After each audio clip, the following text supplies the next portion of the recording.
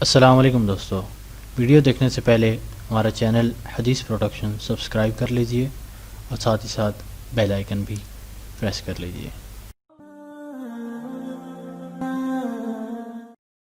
أعوذ بالله من الشيطان الرجيم. بسم الله الرحمن الرحيم.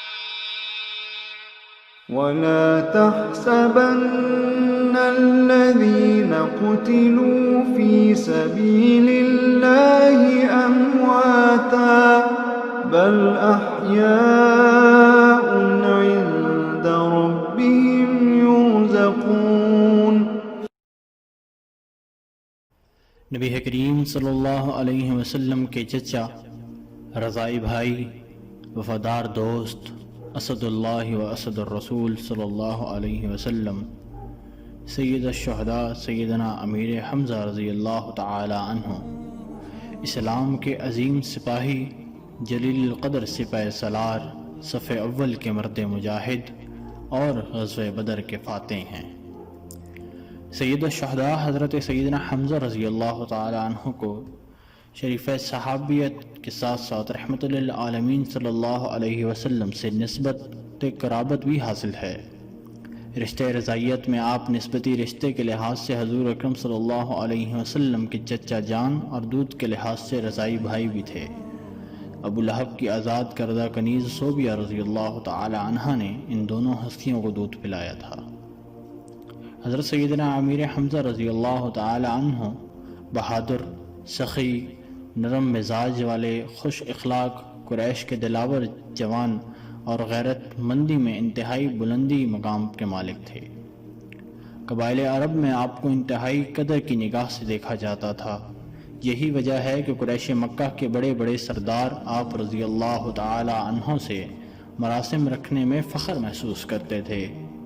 یہی وجہ ہے کہ آپ کے اسلام قبول کرنے کے بعد اسلام کو تقویت ملی۔ مورخین کے مطابق کفار و مشرکین مکہ حضرت حمزہ رضی اللہ تعالی عنہ اور حضرت عمر فاروق رضی اللہ تعالی عنہ سے ہمیشہ خائف رہتے تھے۔ بعثت کے دوسرے سال آپ رضی اللہ تعالی عنہ اسلام لائے۔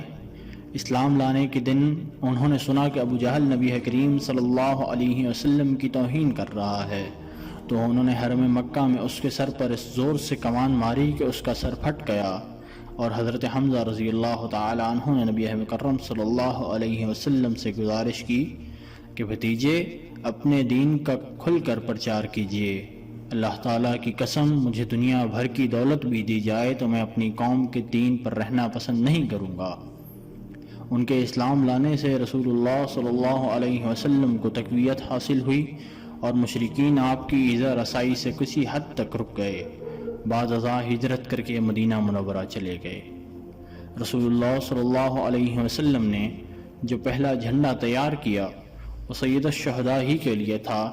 جب 2 ہجری میں حضور سید عالم صلی اللہ علیہ وسلم نے انہیں قوم جہینہ کے علاقے سیف البحر کی طرف ایک دستے کے ہمراہ بھیجا۔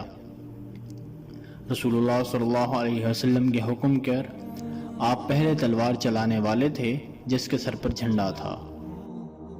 غزوہ احد میں سیدنا امیر حمزہ رضی اللہ تعالی عنہ اپنی مکمل شجاع و جوان مردی کے ساتھ اہل مکہ کا مقابلہ کرتے رہے اور آپ نے 31 مشرکوں کو جہنم رسید کیا۔ جبیر بن مطعم کے غلام وحشی بن حرب سیدنا امیر حمزہ رضی اللہ تعالی عنہ کا مسلسل تعقب کر رہے تھے اور موقع کی تلاش میں تھے کہ جیسا ہی موقع ملے سیدنا امیر حمزہ رضی اللہ تعالی عنہ پر نشانہ لگائیں گے۔ وہ ایک مقام پر چھپ کر بیٹھ گئے۔ جب سیدنا امیر حمزہ رضی اللہ تعالی عنہ مقابلہ کرتے ہوئے ان کے قریب سے گزرے تو انہوں نے چھپ کر آپ رضی اللہ تعالی عنہ پر ایک نیزہ سے وار کیا جو سیدنا امیر حمزہ رضی اللہ تعالی عنہ کی ناف مبارک سے ہو کر پشت مبارک سے نکل گیا اور آپ نے جام شہادت نوش فرمایا۔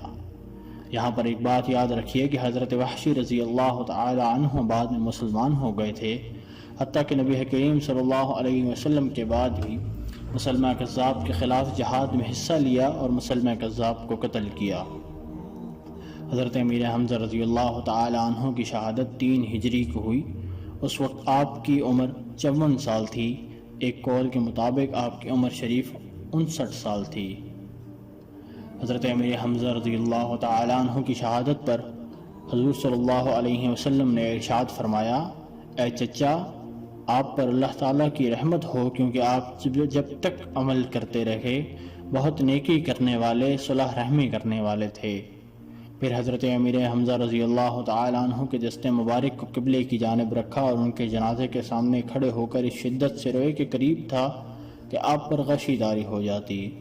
آقا نامدار صلی اللہ علیہ وسلم فرما رہے تھے کہ اے اللہ کے رسول کے چچا، اللہ اور اس کے رسول کے شیر، اے حمزہ رضی اللہ تعالی عنہ، اے نیک کام کرنے والے۔ اور آپ نے یہ بھی فرمایا کہ ہمارے جبرائیل امین لائے ہیں، تشریف لائے ہیں، اور ہمیں بتایا کہ امیر حمزہ رضی اللہ تعالی عنہ کے بارے میں 7 آسمانوں میں لکھا ہے، حمزہ ابن عبد المطلب اللہ تعالیٰ اور اس کے رسول کے شیر ہیں۔ کریم آقا صلی اللہ علیہ وسلم کو حضرت امیر حمزہ رضی اللہ تعالی عنہ سے بے حد محبت تھی۔ آپ رضی اللہ تعالی عنہ کا جنازہ 70 مرتبہ پڑھایا گیا۔ آپ صلی اللہ علیہ وسلم کے حکم پر حضرت امیر حمزہ رضی اللہ تعالی عنہ کے جنازے کے بعد ایک ایک شہید کو لایا جاتا رہا، اور ہر بار حضرت امیر حمزہ رضی اللہ تعالی عنہ کے جسد مبارک کا جنازہ ساتھ پڑھایا گیا۔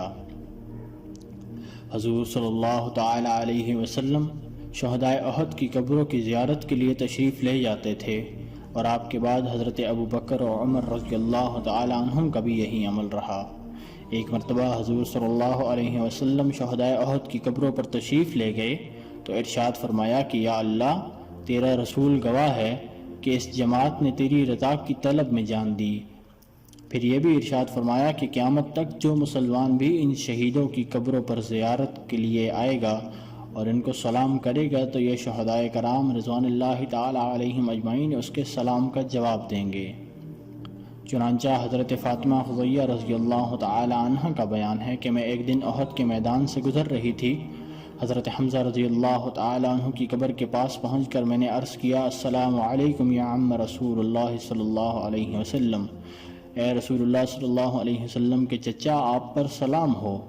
تو میرے کان میں یہ آواز آئی، وعلیکم السلام ورحمۃ اللہ وبرکاتہ۔ یہ واقعہ مدارج النبوہ کی جلد نمبر 2 میں درج ہے۔ دعا ہے کہ اللہ تعالی ہم سب کو صحابہ کرام و اہل بیت رضوان اللہ تعالی علیہم اجمعین کے ساتھ سچی عقیدت و محبت اور ان کے نقش قدم پر چلنے کی توفیق و ہمت عطا فرمائے، اور یہ کہ عشق مصطفیٰ صلی اللہ علیہ وسلم کی دولت سے مالا مال کرتے ہوئے ہمارے ایمان کی سلامتی فرمائے۔